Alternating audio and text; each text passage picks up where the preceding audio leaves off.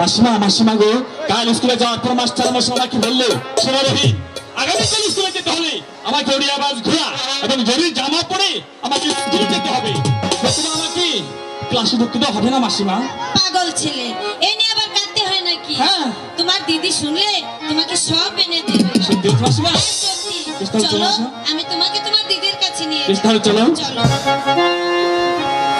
কোথায়